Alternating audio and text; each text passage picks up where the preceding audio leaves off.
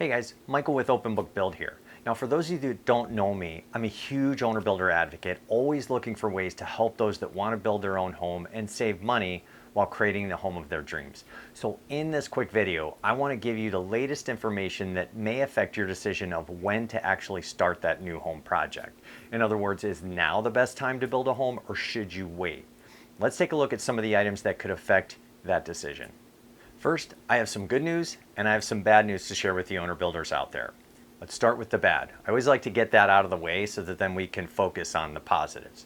So it's probably not earth-shattering news to most of you guys out there, but building material prices are up a whopping 35.7% since the beginning of the pandemic. You heard that right.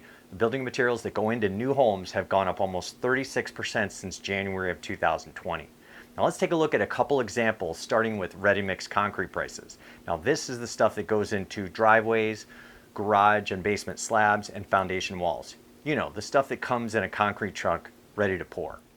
So looking at this pricing as measured by the recently published Producer Price Index, otherwise known as the PPI, ready-mix concrete prices were up 2.5% in July alone and have increased 17 of the last 18 months.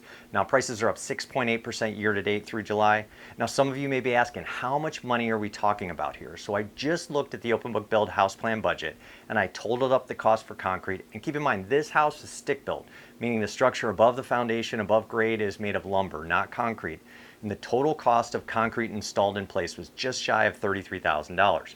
So these ready-mix price increases can easily add $2,500 to $3,000 to a home with a basement built in a traditional fashion. And for those of you guys thinking about building an ICF home or another concrete alternative, you may want to run some numbers before totally committing to this form of construction. Now, don't come at me here on this. I know some of you guys are totally committed to this type of construction, and that's fine. Just know that concrete prices have been going up repeatedly over the last year and a half. Now let's take a look at gypsum building products, which is basically drywall. Now, gypsum building product prices are up 22.6% over the last year. They were up 23% in 2021, and so far this year up 7.6%. And in case you were wondering, the drywall budget line item makes up about 5% of the cost to build the average new home. So this can have a significant impact on the price of a new home. Now, there's one bright spot in these building material price increases, and that's lumber. So let's take a look at another big budget number, which is softwood lumber, the stuff that we use to frame homes. Now, if we look at random length futures numbers, which are wholesale numbers, we see the prices are down 52% year to date to today that I'm shooting this video. Now, it's important to note that some of these decreases have not yet hit the retail side of the business.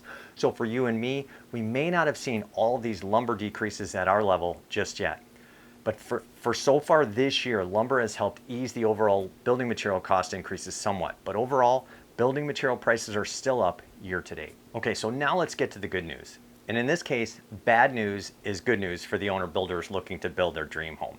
So July new home sales are down 29.6% compared to July of last year. Now that's a huge decrease. There's currently 10.9 months supply of inventory of new homes on the market, and as a result of the decrease in sales, overall housing starts fell 9.6% in July. So a housing recession is definitely underway, with builder sentiment falling for 8 consecutive quarters. So you might be saying to yourself, where's this good news you were talking about? Well, if housing construction is slowing, this frees up more quality tradespeople to come work for the owner builder. Now remember, a crazy tight labor market and a frenzied building environment like we've had over the last 18 months makes it difficult to find people to come work on a single one-off home build. But with things slowing down, owner builders are going to start to really have a larger pool of workers and subcontractor companies to choose from. The other good news to come from the construction slowdown will be lower material prices. Now, as the demand slows for building materials, prices should start to come down some, along with the lumber that we just talked about. Now, just how much these prices fall is yet to be seen. So at this point, you're probably asking yourself, so when should I start my home to get the best price?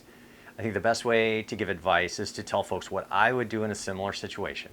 Now, this is what I try and do when answering questions from our owner builder students of our online course. Now, obviously I have no crystal ball, but as a builder that's been doing this for decades, I would say overall the prices for both labor and materials to build a new home should start to come down over the coming months. I also like that the labor pool will be larger in the months ahead for owner builders. Because of this, I think that starting a home over the next few months is perfectly okay. However, if you're not in a huge rush, you may want to wait until next year to allow this slowdown to continue.